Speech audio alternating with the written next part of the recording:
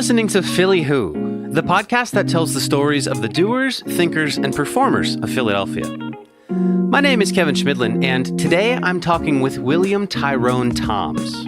Will is the founder and head of strategy at Rec Philly, a creative agency and incubator for local artists and creative entrepreneurs. In this episode, you'll hear how Will and his co-founder Dave Silver would make a name for themselves throwing concerts as Broad Street Music Group.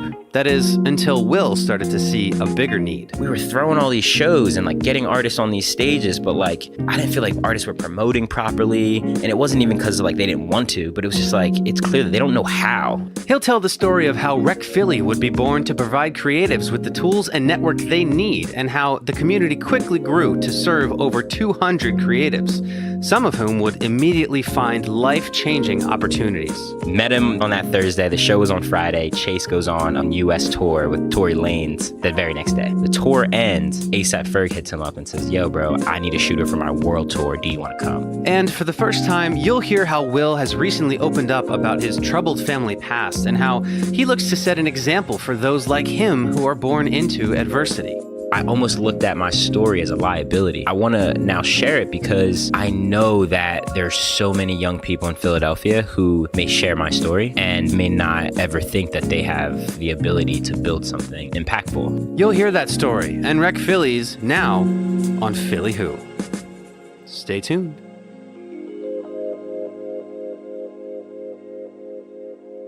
Just a heads up, there is a decent amount of cursing in this episode, so if that's not your thing, don't listen.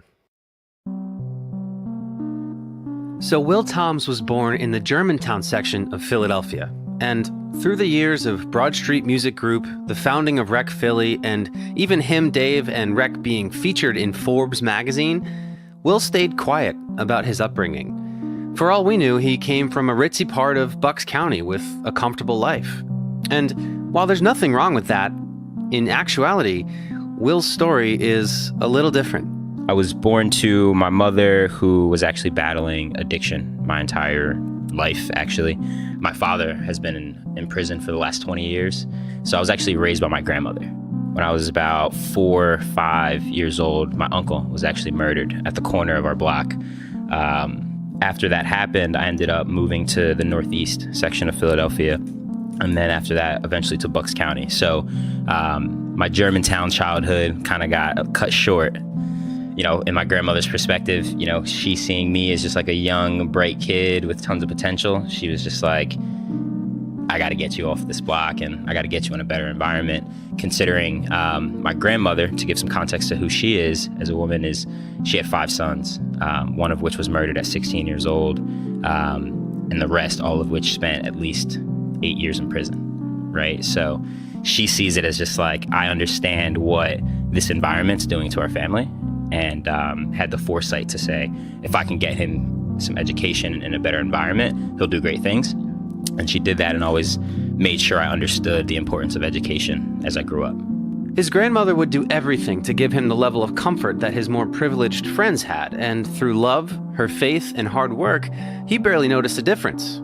And as for those times where he didn't quite have enough to do what he wanted, his entrepreneurial instincts kicked in. I remember just thinking through the numbers of all right, well, if I can buy all these marbles and I know all the kids at school are playing marbles, I can buy a bunch of them for cheap, go battle people and play for keeps, get a bunch of marbles and then start trading them and then sell them back to everyone.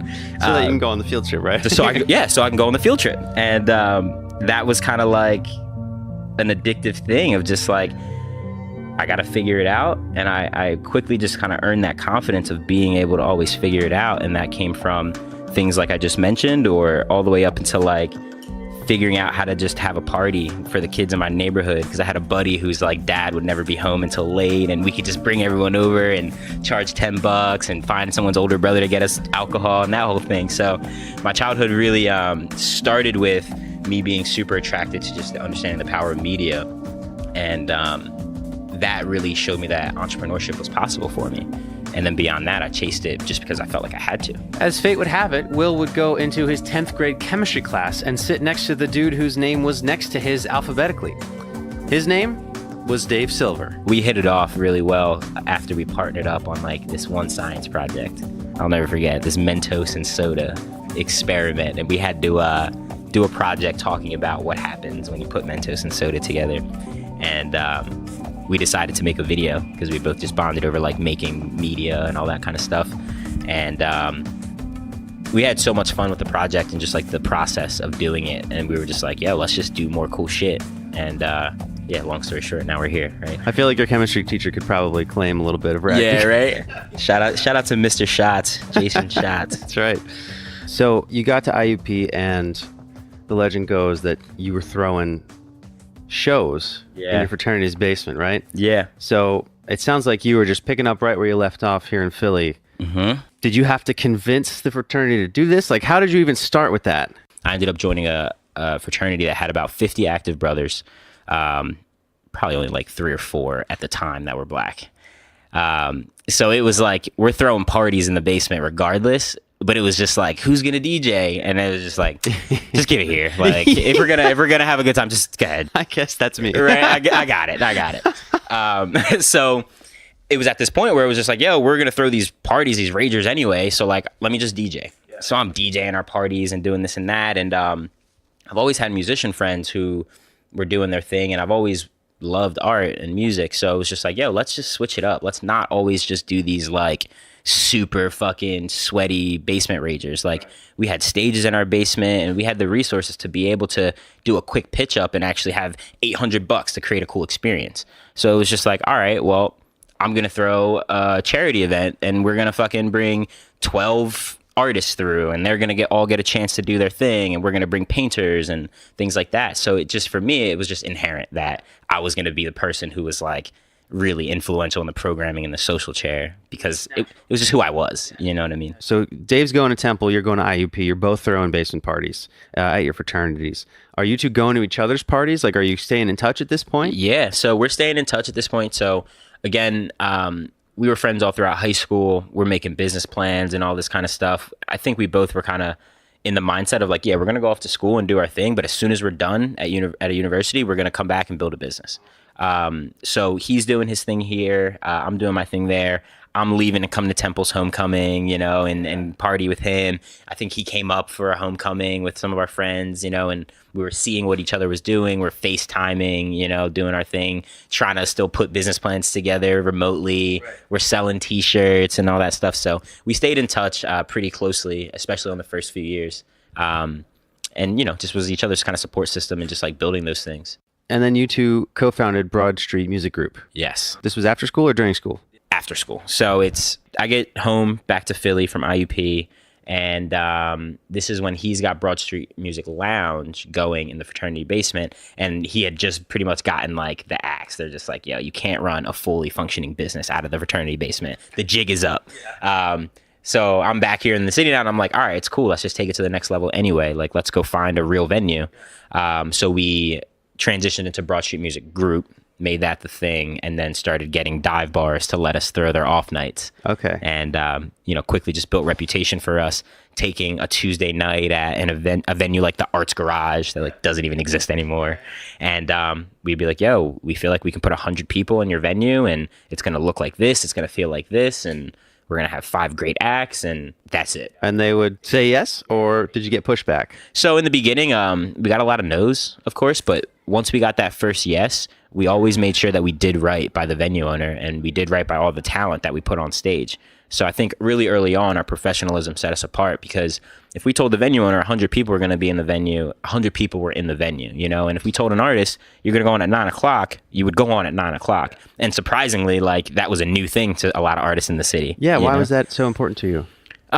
Because I was going out to all these events, and that wasn't the deal, you know? Like, we had a best friend at this time, still one of our best friends, who was an artist. And when we would go out and try to play the pseudo management role for him, we literally, like, I can tell you endless stories of just us going to venues, and they'd be like, all right, Christian Express, your set's at 10 o'clock. And we're there with all our people. We're there at 10 o'clock.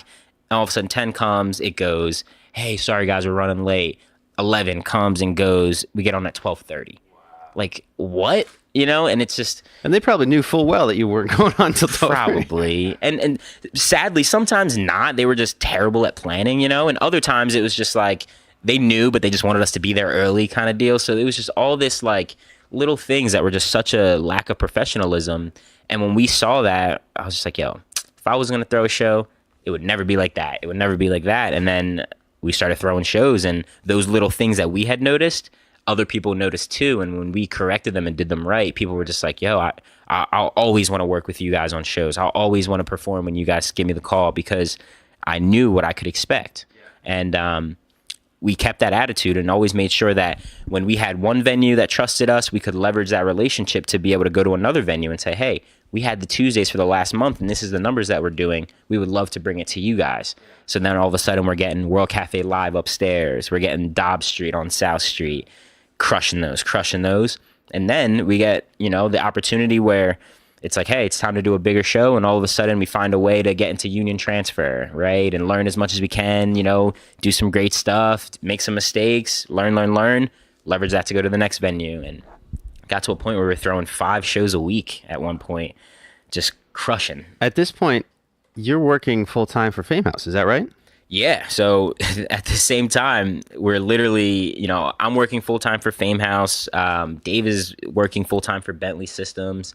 But I got literally recruited to work at Fame House because they knew that I was doing my Broad Street stuff. You know, I think someone had mentioned to them just like what I was doing, knowing that they needed someone for a marketing role.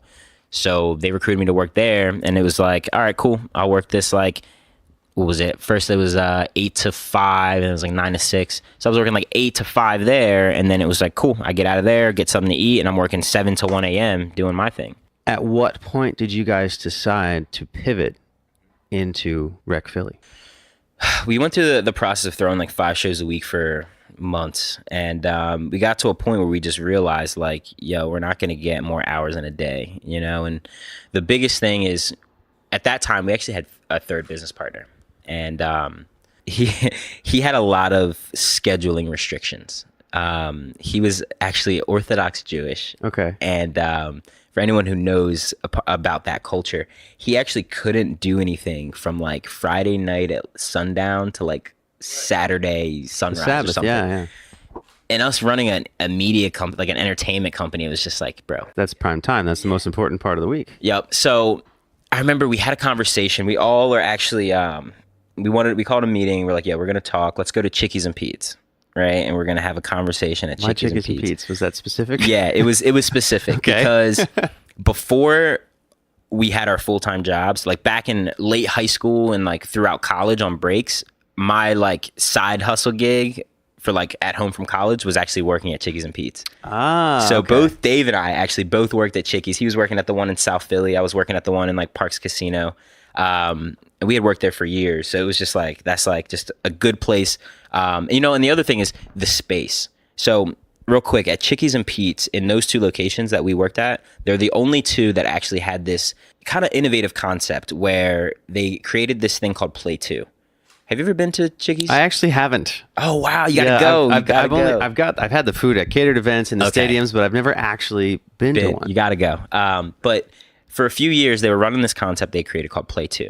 And the concept was, it was this interactive sports bar where mostly people were coming and just watch sporting events and stuff, but they built out a whole half of their restaurant that would have these individual booths that you could rent out by the hour to play video games. Oh. So you could come there and play Madden with your homies. You could play Rock Band. And my job was to set people up playing these games and just like show them how to play and like teach them and all that type of shit. But the thing was, it was like, yo, let's go there because they have a space that we can get for free. So we can spend a couple hours and we'll just strategize and just figure out what the next phase of our company is going to be. Did you at least pretend to play Madden in the room? Yeah, we pretended for sure. Like we probably had it to 2K was just playing in the background, right? And we're just strategizing. And I just remember we were going around the table just talking about like, we know that we can't sustain what we're doing right now in the way that we're doing it. It was like 2 things were wrong. One, it was like, yo, the amount of money that we're making at the shows that we were throwing, it was cool, but it wasn't like life-changing money, right? Especially not for how much energy we were putting into it.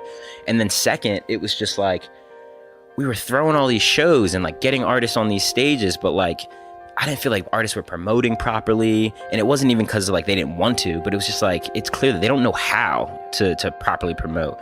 Like people were winning fans doing incredible performances, but they didn't have any merch to come out and convert any of the fans that they had just won over into customers, right? Like, people were coming to us saying like, yo, Will, Dave, can you introduce me to an entertainment lawyer? Do you know a studio I can work out? Will you shoot my music video? And it's like, yo, we just throw shows. Like, that's what we do. And I realized just like in that moment, it's just like, yo, there's something missing here. We could be so much more impactful to these people that we're helping, that we want to serve. So we spent our time going around in a circle, just pitching our ideas to each other for what's next. And I remember the idea that our other business partner put out at the time. And I looked at him and I was just like, in that moment, it clicked. I was like, he doesn't get it at all. You know what I mean? And after that, I kind of just went back to the drawing board and I'm just like, what the fuck are we gonna do? Because this ain't it. And whatever the fuck he just said definitely ain't it. And like, there's so much more that we could be doing. So long story short, we ended up sitting back, and this is at a time where, you know, when I went to school, I was studying communications media, and then my minor was in economics. So I've always been fascinated by just like systems and understanding how systems work, and especially like economic systems. And I'm watching companies like Uber, which is really young at this time. I'm watching companies like Airbnb, which is really young at this time.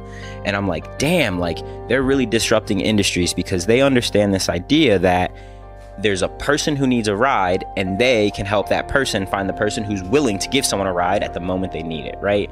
They're finding that person who needs somewhere to crash while they're on the go and pairing them up with someone who has an extra bedroom that they're willing to share.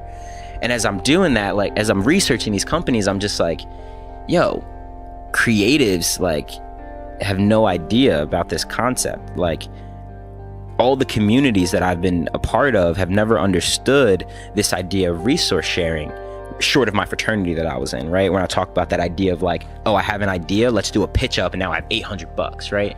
So I sit back and I'm just like, the history of the music industry has always been, there's the people with the money and the resources, and then there's the artists, right? And they always made sure that the artists really never understood the actual business, and they exploited them.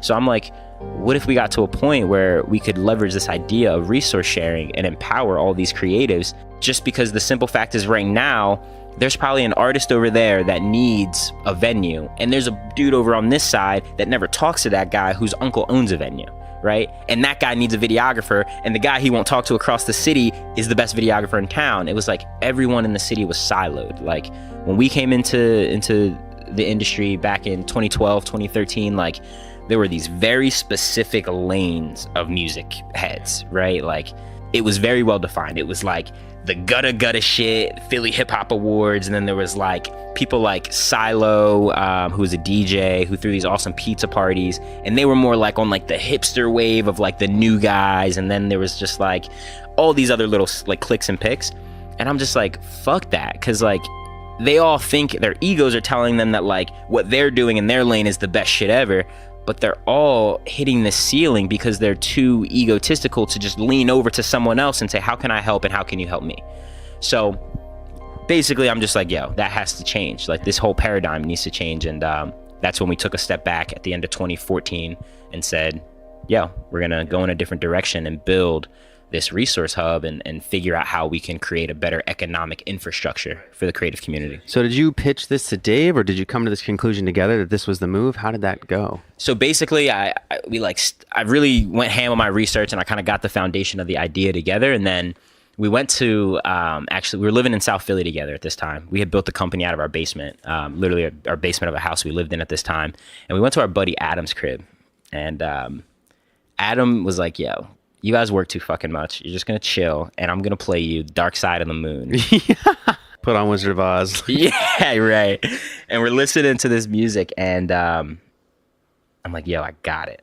And then we just start spitballing. So I threw out the concept, and I was like, what if literally like we take all the relationships that we built so far, all the venues that we know, all the videographers who are real deal, not bullshitters, all the artists who are serious, yada, yada, yada, and we fucking build this infrastructure, and we can find a way to have people pay monthly to have access to everything that's going on, and we'll fucking invest in people, and we'll fucking give them access to this, and we'll build a space, and yada, yada, yada. And we were just going back and forth, and he's like, what about this? What about that?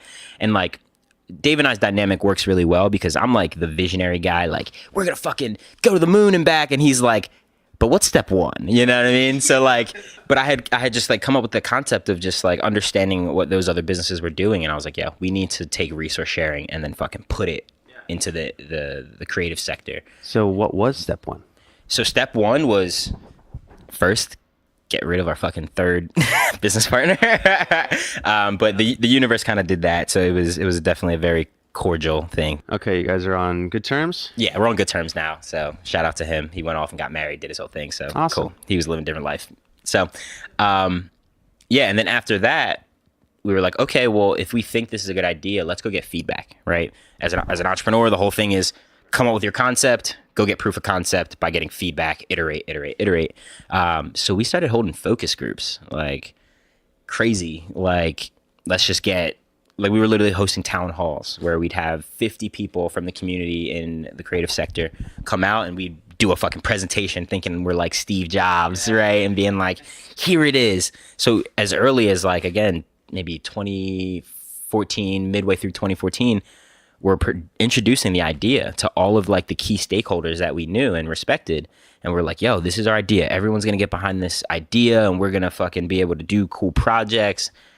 And to be honest, a lot of the first feedback we got was all like, nah, this isn't going to work. No one's going to buy in. People have tried it. It won't work for this reason and that reason. And I'm just like, you're wrong. Like, you know what I mean?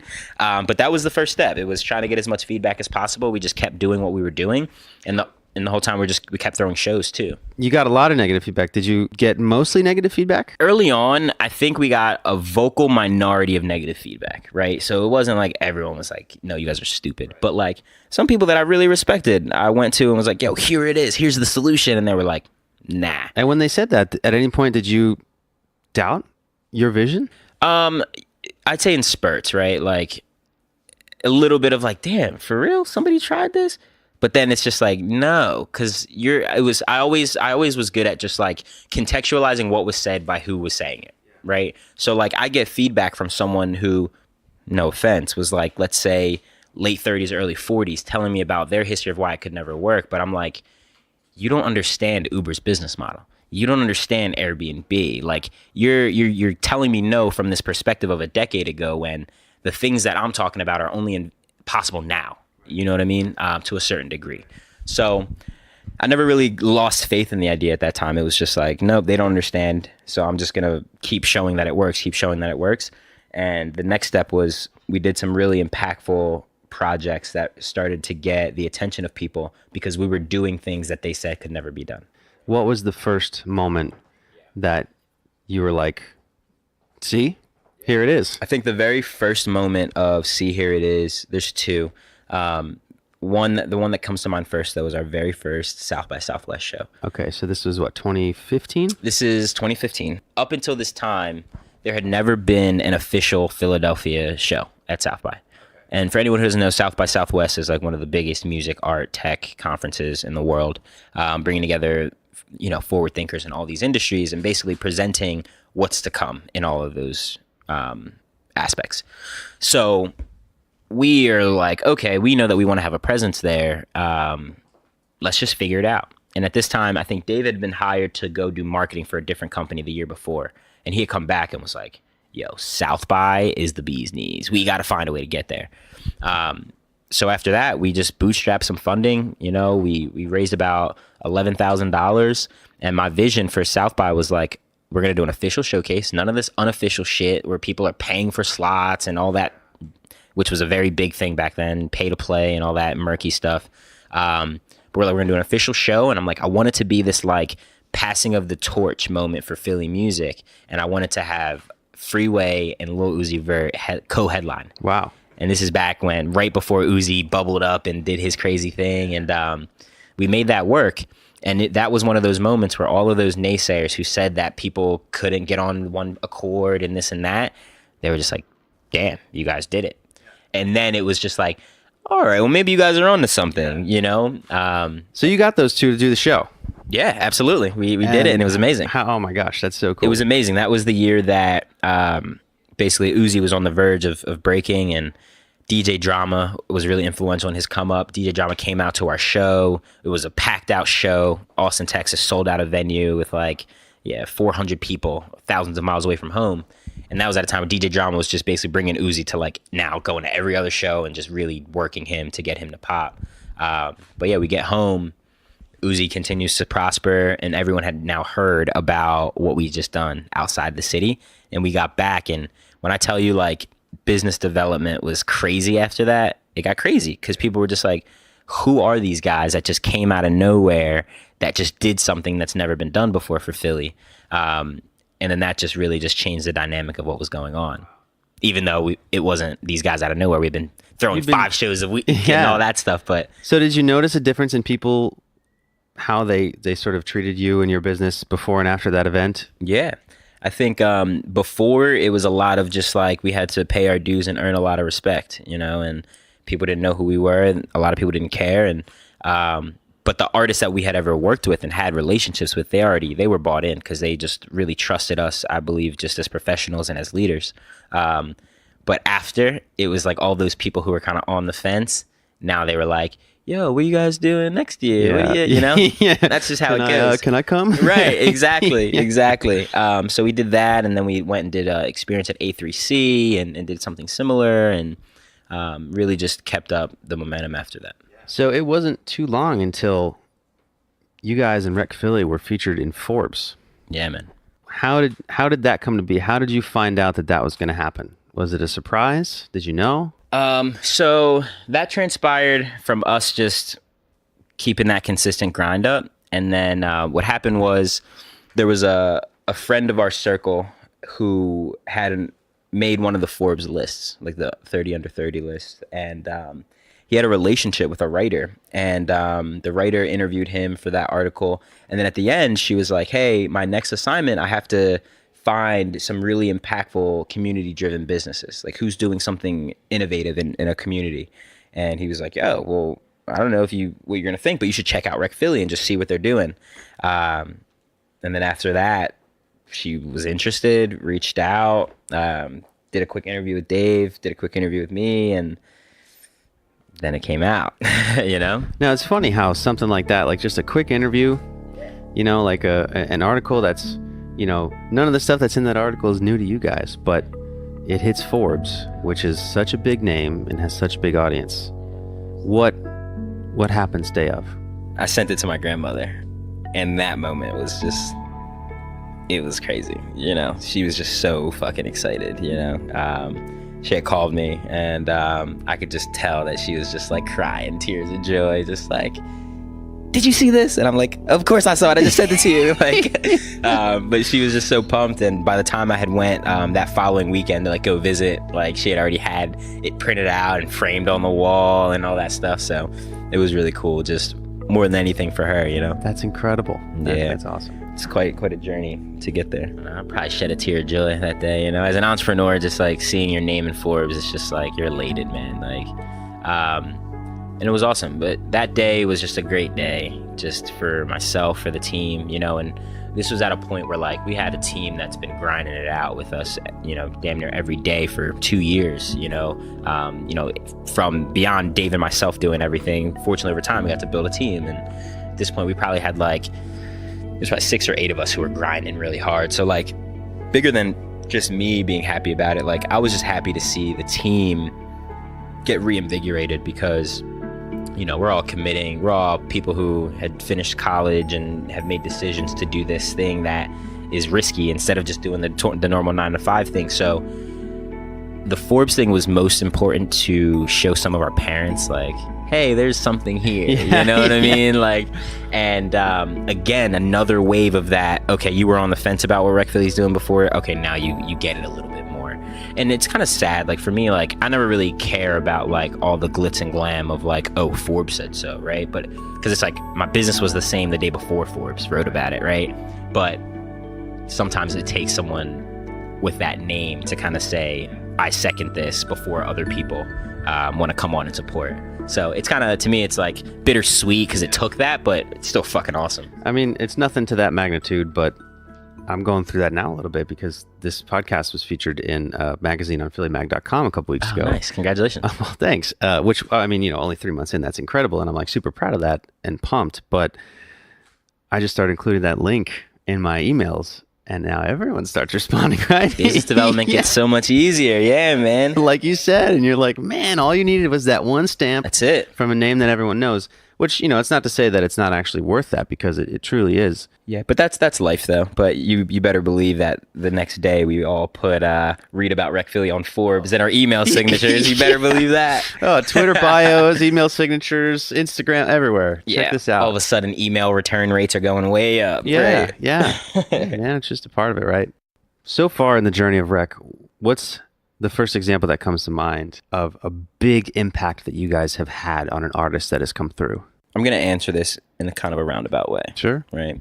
We got time. All right, cool. So throughout our process of the journey, right, I've been at so many highs and lows of this whole entrepreneurial thing, and like some of the highs are the things that we're talking about with like Forbes and like South by and like all these cool moments. But like there's also been so many moments of like uncertainty, like I had a really great job working at a creative agency, working for Eminem and Shady Records and Ice Cube. And then I quit that to then build this. And like, there was moments where I was fucking sleeping in our studio for fucking months, because that was like my only consistent spot to crash. And like one of my really good friends, Leonzo, he and I were fucking grinding it out, living in the studio for a long time at this point. And we're sitting there having conversations just about like goals, where we're trying to go, what we're trying to accomplish. And recently I was looking back on this, and it really re-inspired me, because there were so many times where we were throwing some of the biggest events in the city that later that night, after a sold out show, I was coming back to fucking sleep on the couch in the studio, and people didn't know that, you know what I mean? So like there were these real moments of just like me and Leonza looking at each other on the other side of the other couch in the room, and it's fucking leaking through the studio, and we're fucking sharing peanut butter and jelly sandwiches, and we're just like, don't worry, bro, this shit's all gonna pay off. You know what I mean? And fast forward like a year and a half, that situation being behind us, to see what Leonzo has gone on to build after that. He's also been building a really successful company called Global Village. And when we were in that studio, one of the things that we were talking about was just how he felt like what we were building while we were at the studio was just a safe space for ourselves to just be who we were and just to be creative, like in that studio, it was the seeds of what now became the Rec Room, because we were like, yo, we're going to fucking crash in the studio until we get kicked out from the landlord, because we weren't allowed to be living there. And I'm like, well, fuck it. If I'm here, I'm going to put up my backdrop, because I want to shoot videos while I'm here and I just want to create art. And he was like, cool, well, I'm going to just build a recording studio so I can just rap and just get this shit out of my head. And we were just staying up having all these late night conversations about just the industry and just about what we wanted to accomplish. And like looking back, we were just programming ourselves to be the people that we wanted to become, and like to see that all of the inklings of that have now become Rec Philly. One, I'm proud of that. But two, to see that he realized like, yo, we just built a safe space for ourselves to express what we had inside of us. He was like, yo, I want to build a company where like artists can have a place where they can come and just jam and just like get all the stress of the 9-to-5 life out, like get whatever they're plagued with throughout their family situations out and just express. And long story short, it was like, all right, cool, bro. Use the studio, do the first one. We did it actually at the Rec Room here. We had about 9 people come out. And now, just about 2 weeks ago, we had a jam at La Colombe, where we were hired by La Colombe to throw an event, and we were able to hire the jam to come there, paid them very well, and had 200 plus people come out for this event. And when I tell you that like the room was so fucking diverse, like age wise, background wise, talent wise, and there was just so much good energy there. At walking out, I like hugged Leonzo, like the longest hug ever. And I'm just like, yo, I'm so proud of you, bro. Like, cause we were really in not a terrible situation. I don't want to put it all dramatic, but like we were in a fucked up situation. And, to see that the way we were able to program ourselves in that room, and then to see how we could then take those ideas and concepts and then lead people to build companies that could then give that same feeling to other people.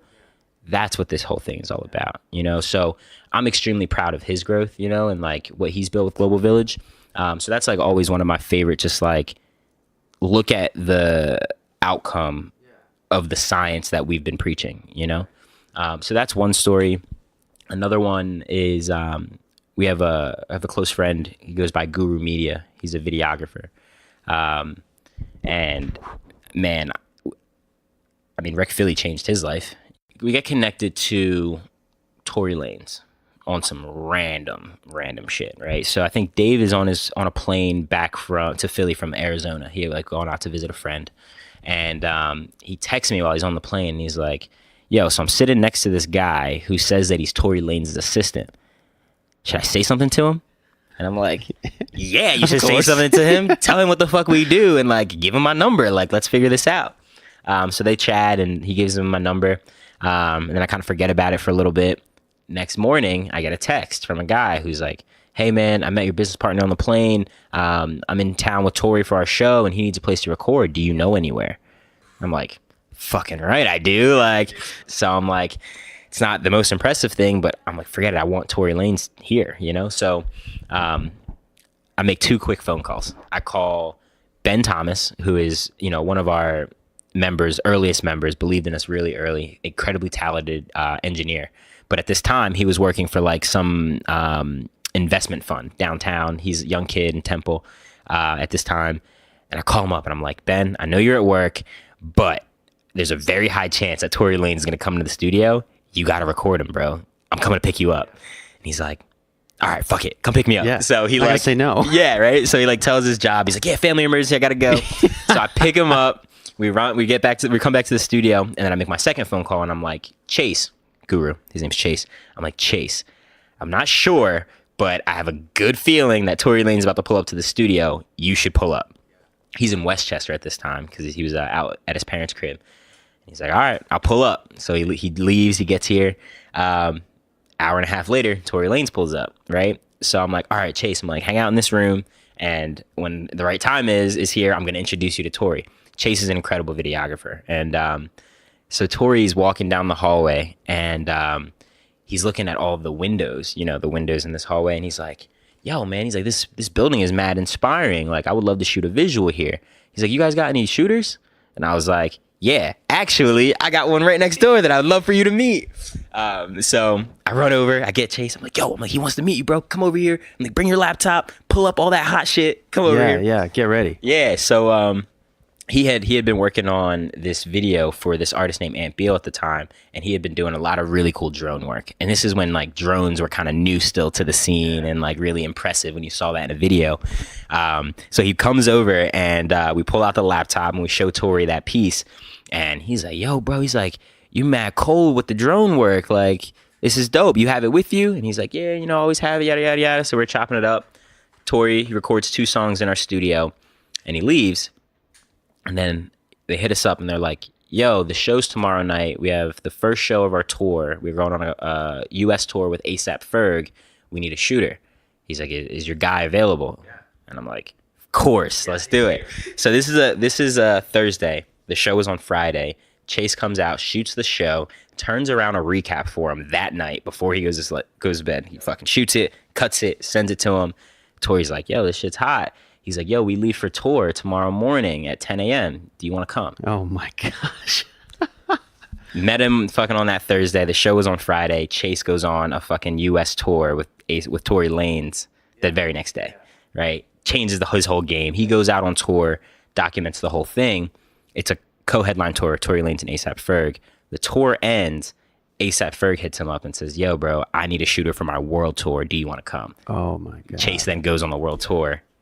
So within the matter of hours, if that, he goes from whatever the daytime job was to He goes from just shooting his videos, U.S. tour and world tour with ASAP Ferg. Exactly. And up until this day, he is still ASAP Ferg's day-to-day shooter. Wow. Yeah. So one of many, I'm sure. One of many. But, to me, it's just like, that's the power of a space like this, like that idea of having that centralized hub where it's just like, yo, we're already doing these things anyway. But like, if I didn't have someone that I could call and depend on that I knew was dope, no one would have got that opportunity. So you mentioned how you had that vision. You said we just need these people to meet each other. They're next to each other, but they're not with each other.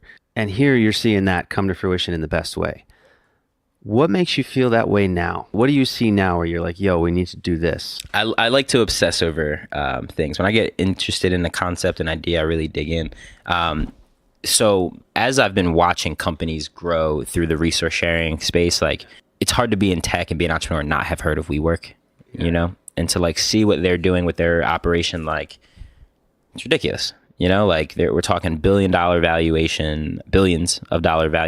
They've got hundreds of spaces across the world. You know what I mean? Like to me, that's what I want. You know what I mean? Like my vision for Rec Philly has never been just Philly. It's always been like, I want to prove the model here and show that it works.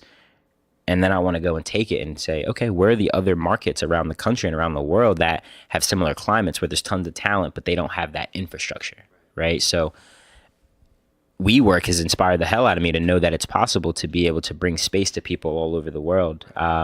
So I want to be able to do that and build Rec DC and Rec Austin and Rec Boston and Rec fucking Toronto and Rec Shanghai and, and be able to bridge that gap, because that's what gets me more excited. Like, I think what we're doing right now is dope. Our next kind of small win we'll probably talk about in a bit. Like, we're building a new space, and like that's going to really change the game for Philly, in my opinion. But all this localized Philly economy stuff is amazing, and I'm super proud of that. But that's not the end all be all. To me, what gets really special is when we have dozens of these facilities across the country where it's like, yo, I'm a young artist who just built my whole audience online, and now I got fans who know about me, and I want to go on my first tour. That first tour for a lot of artists is like make or break, because you almost never get back home in the green. Like, it's always an investment, and most of the time artists will go broke on the road because they're traveling, they're spending money on travel, they're trying to stay at a hotel that's usually shitty and shady as hell. Then they want to try to record either in the back of their van, or they're going to get hit over the head paying for studio time in a city where they know nobody. And it's just this weird operation, venues are shady as hell. You don't know these people. But for me to be able to have an artist that can say, yo, I see where all the rec rooms are, and I can go to this facility where there's like-minded people, there are creatives like me, I have a place to stay, I got a place to record, they can vet out the proper venue owners and curators, so I'm not going to run into the janky promoters that want to fucking make me do pay to play and all that stuff. Like, that's really where my vision is, where it's like, we need a national and international network of independent creatives that can literally be able to just support each other. We don't need the fucking institutions anymore. You know what I mean? We don't need these big banks that are run by people who don't look like us, who don't talk like us, who don't respect the culture, who don't appreciate art. You know what I mean? Those are the ones that are dictating our livelihoods. But for me, it's like, how do we resource share within the people who understand it and grow in that way? And that's what's inspiring me right now. So at what point do you start looking for the second city? Sure. So we've already. Yeah. Right? Yeah. So, what you're allowed to say, right? Yeah, absolutely. So where we are now is, like I said, we're sitting in the prototype space. This is, the first space that we've built out in North Philadelphia, at 9th and Dolphin. But we're very, very deep in the process of building our first official space. So I'm very excited that we're about to announce in about 2 months, 10,000 square foot state-of-the-art facility in the heart of the city. Wow. That's going to change everything. It's going to change everything. I'm so excited. But we've already been doing our research and building relationships with the cities that we're after next. We have a short list of what those next 2 locations will be. But we're really, really interested in places like Austin. We're really interested in places like DC. Really interested in Toronto. I'm really interested in Detroit and a couple other markets. Looking at your life more, from a 30,000 foot view now, how has your upbringing in Philly and your family situation impacted the business that you're building? It's funny because when I was growing up, I was really, looking back, I was really ashamed of my upbringing.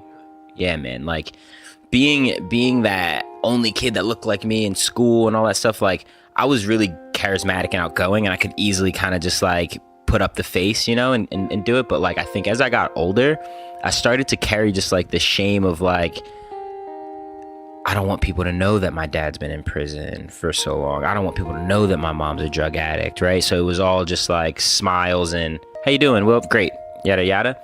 And like, I almost looked at my story as a liability for a very long time. And just getting older and getting to the point where I can see the power in the story, I want to now share it because I know that there's so many young people in Philadelphia who may share my story, and they may not ever think that they have the ability to build something impactful, or that they can even create art with their story that can help, get people through, like there's so many people who I think may have looked at me and not known my story that may have written it off and said, well, of course you can go accomplish that because you probably come from the burbs and silver spoon. But it's like, nah, not at all. So, again, when I built Rec Philly and as I'm building it, I really have a intense focus on helping people understand, one, the importance of space to just like be who you are, like you walk outside, especially as a young kid in Philly, like every single person and thing is trying to tell you who you are, whether it's the fucking cops who want to pull you over for just being you, whether it's, the fucking school system that says that you have fucking ADHD because you don't want to fucking calm down in class, but you really don't want to calm down in class because there's shit going on at home that you really want to cry about, but you can't. So you're going to just crack jokes on people to make you feel better, right? There's all these things and pressures that just want to make people be ashamed of who they are. So I really want to build a space to show people that who they are and what their story is their biggest asset possible, and beyond that, there's a lot of kids who have the strength and the courage to be themselves, but they don't have a network of resources that can actually help them turn that into something that can be a sustainable business, right? So, man, my childhood and like what I've experienced is just at the complete center of what we're building with Rec Philly. And, I hope to share my story, to just impact other people, to share theirs, to remind everyone that our stories collectively are what culture is, and culture is the most valuable thing in the world. I mean, so you gave me a walkthrough when I got here today, and we walked into the recording studio, we walked into the visual studio, and even the office where your whole team is. And I don't think I've ever walked into a room and felt so welcome immediately. Word, man. Like they stopped the recording session to give me a hug. Like it's incredible. So the attitude and the vibe around here is nothing like I've seen before. I appreciate that, man.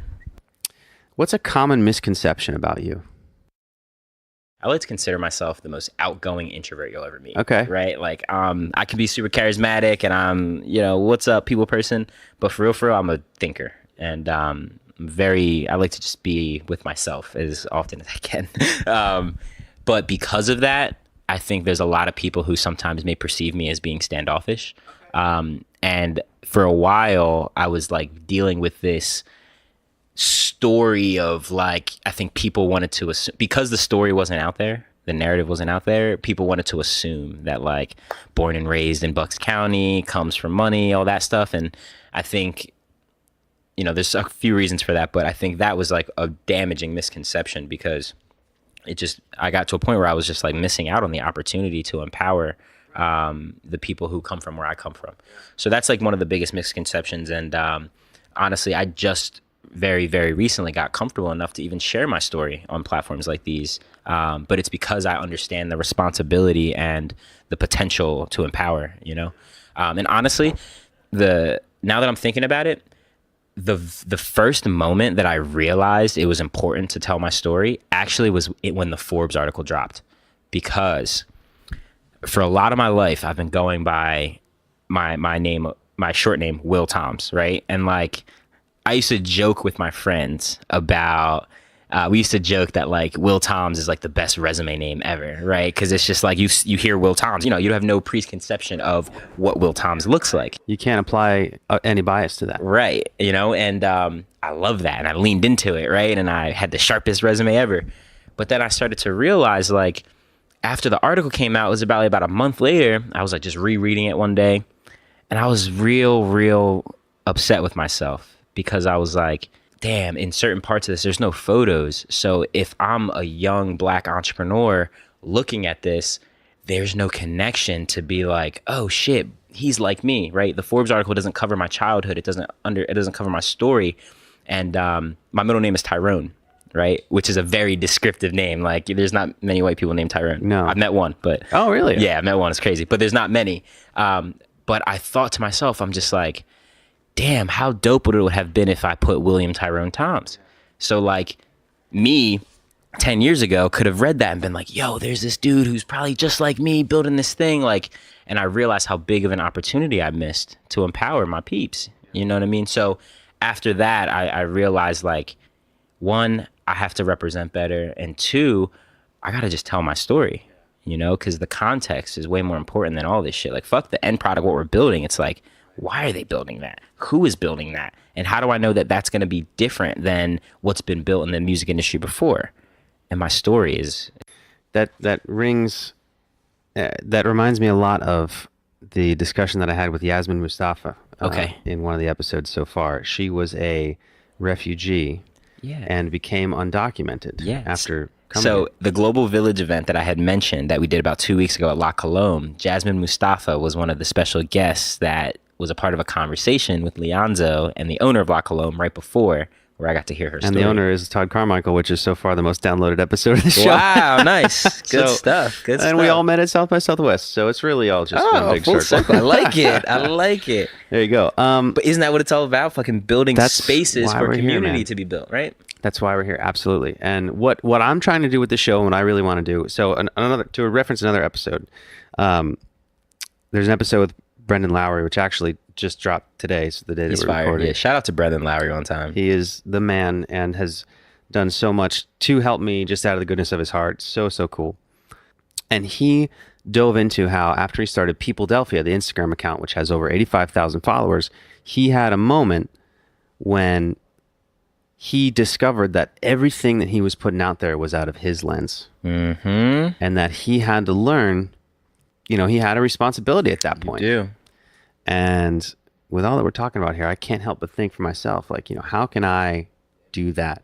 I don't even know why I'm bringing it up, but sure, dude. But that's honestly, I'm so happy that you even like shared that. Like, that's important. Like, that's what it's all about. Because like, I really believe that for us all to just like move forward, like, we have to be able to put those lenses down.